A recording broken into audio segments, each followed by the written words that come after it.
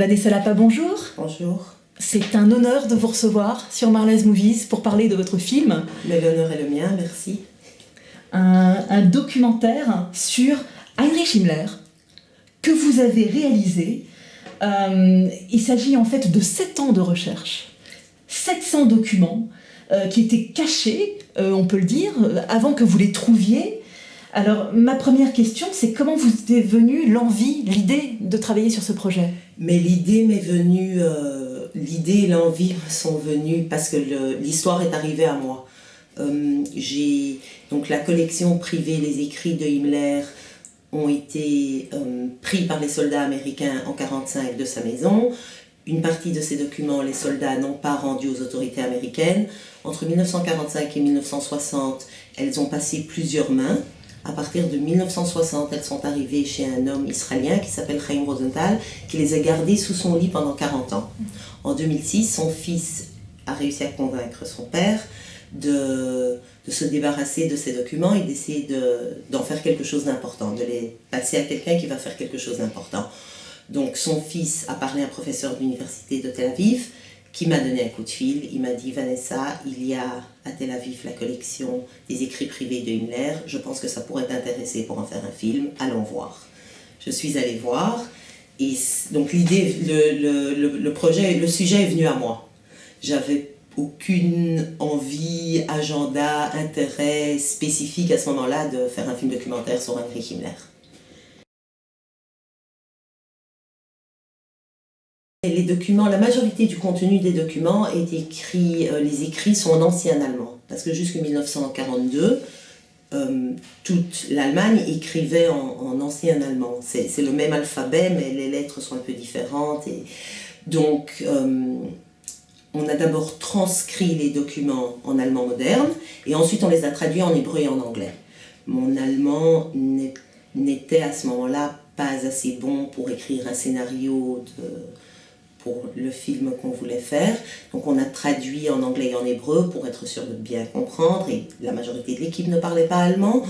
Et ensuite on a retraduit en allemand. Mais avec 7 ans de travail sur ce film, je parle allemand et je comprends tout. Mais la réception du film est différente dans chaque pays. Dans tous les pays, elle est très très bonne, voire extraordinaire, y compris en Israël, ce qu'on ne savait pas comment ça allait être reçu en Israël, parce que c'est à nouveau, à première vue, c'est à nouveau la Shoah, c'est à nouveau, donc c'est... Et en plus, c'est un documentaire, donc les gens aujourd'hui vont déjà plus tellement au cinéma, en plus pour des documentaires. Et comme on est sorti en salle, on avait un peu peur, mais ça fait 4 mois qu'il est en salle en Israël. Donc ça a été récepté en Israël et dans le monde entier très très bien. En Allemagne, très difficile. À Berlin, les critiques professionnelles de cinéma étaient bons, mais la presse plus général et le public très difficile, très émotionnel, très fâché. Ils sont très... Comme nous tous, on se sent un peu mal à l'aise d'un côté et concerné d'un autre, parce qu'on se rend compte que Himmler est un être humain comme nous tous. Mais les Allemands, comme c'est en allemand, leur langue, leur éducation, c'est trop proche, donc ils sont très fâchés. Par contre, quand nous sommes sortis en salle en Allemagne cet été, il y a eu une vague de réactions positives de gens plus âgés qui nous remercient d'avoir fait ce film parce qu'enfin ils ont des réponses aux questions qu'ils ont posées à leurs parents où ils n'ont jamais eu de réponse, et ils comprennent aujourd'hui que pourquoi la moitié de leur famille s'est suicidée et l'autre moitié sont dans des asiles psychiatriques. Donc ça, cet été, quand on est sorti en salle en Allemagne, oui, et il y a également aujourd'hui beaucoup de réactions positives, mais très émotionnelles. L'Allemagne reste très émotionnelle au sujet du film.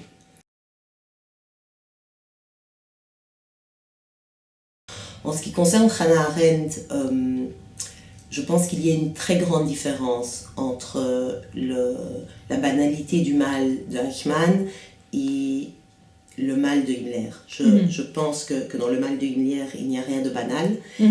Himmler n'était, contrairement à Eichmann, Himmler n'était pas quelqu'un qui faisait son travail, mais il était dans la chaîne de gens qui ont pensé et qui ont mis en marche une machine que Eichmann a acceptée et a travaillée. Mais Himmler est vraiment dans l'idéologie. Les penseurs. C'est Himmler qui a pensé la solution finale. Himmler est tout à fait un homme ordinaire, ce qui est la très mauvaise nouvelle, parce que ça voudrait dire que nous devrions être extraordinaires. Donc c'est bad luck. Absolument. Himmler a fait des choix, il a choisi le mal. La bonne nouvelle, c'est que la majorité des êtres humains ne choisissent pas le mal, mais le danger de Himmler était là il y a 70 ans, est là aujourd'hui, et il sera là toujours, puisqu'il est fait du même matériel humain que nous sommes faits. Donc, humaniser Himmler, puisque non, j'ai pas eu peur, et comme il n'y a eu aucune manipulation dans le sens du texte et le contenu du texte, il n'y a pas de narration, et c'est le texte d'Himmler. Si Himmler du film sort être humain, c'est qu'il était être humain. Je n'ai pas de formation d'historienne. Nous avons travaillé avec une équipe d'historiens qui était avec nous tout le temps. Parallèlement au film, il y a un historien qui a écrit un livre basé sur la correspondance de Himmler à sa femme. Donc nous étions tout le temps suivis par des historiens. La raison pour laquelle je suis rentrée dans l'intimité d'Himmler, c'est à nouveau parce qu'elle était là. Elle est arrivée à nous.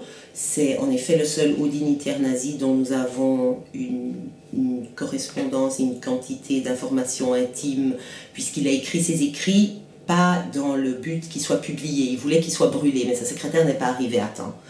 Donc c'est ça qui a rendu le travail d'écriture très difficile, parce que très souvent ces lettres sont répétitives et très embêtantes. Mais contrairement à Goebbels, ça n'a pas été écrit avec un but de publication. Donc c'est du tout vrai, du tout... Ressenti en tout cas. Tout à fait. Je pense que l'exercice qui est très important, qui a été difficile, mais qui est très important, c'est que nous avons tendance à être attirés et à vouloir entrer dans l'intimité de personnages historiques qui ont changé le monde d'une façon positive.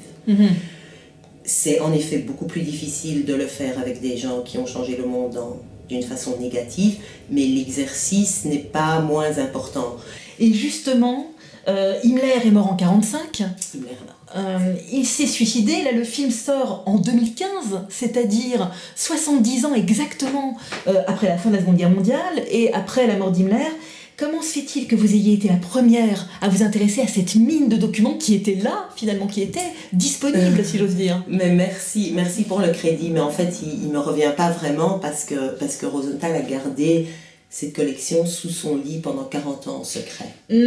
Donc, je suppose qu'il a des amis ou certaines personnes à qui il en a parlé, mais c'est pas qu'il y avait des gens avant moi qui ont vu la collection et qui ont décidé de ne pas le faire.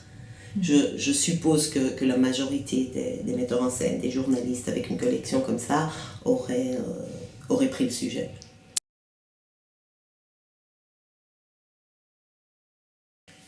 Tout. Ouais. Tout. Ça donne une liberté. D'abord au cinéma, il y a la liberté artistique. Et on travaille avec une équipe de coproducteurs et de producteurs et de gens qui croient en ce que vous faites.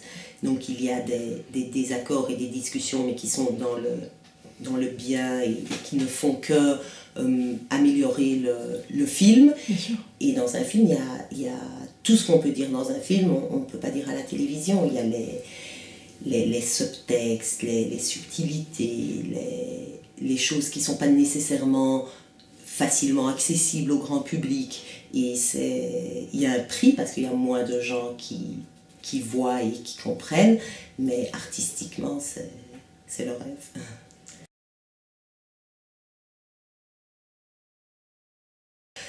Nous avons travaillé ensemble pendant 7 ans. Elle, avec le professeur Wild, avec l'historien, ont écrit le livre, donc elle était une partenaire de recherche.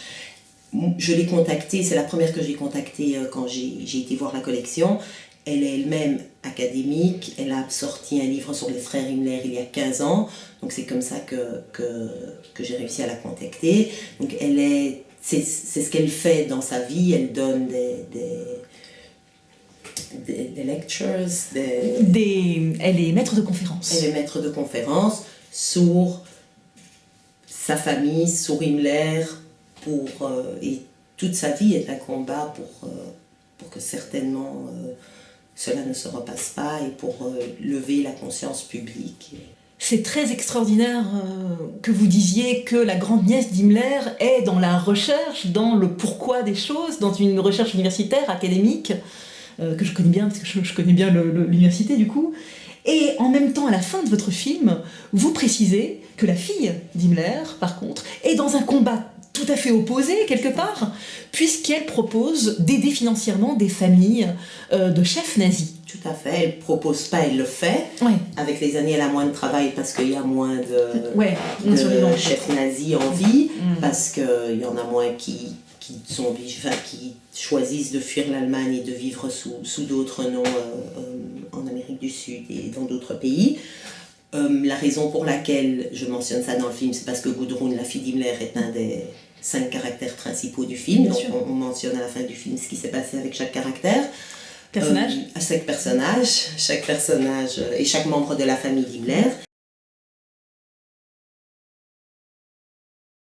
Sur ce qu'on voit au cœur du film, on voit un dessin animé propagandiste, antisémite, qui ressemble beaucoup aux Merry Melodies de la Warner. Je me demandais si ça venait de chez eux ou pas. Mais ça vient des Allemands, de la machine de propagande allemande, mais c'est tout à fait dans le sens et dans le concept des dessins animés de la Warner. Et c'est exactement le genre de dessin. C'est le dessin animé que la fille d'Himmler voyait, d'ailleurs que toute la jeunesse allemande voyait dans les années 30. C'est ce qu'il y avait à la télévision. C'est ce qu'on racontait aux enfants. C'est le dessin animé des enfants.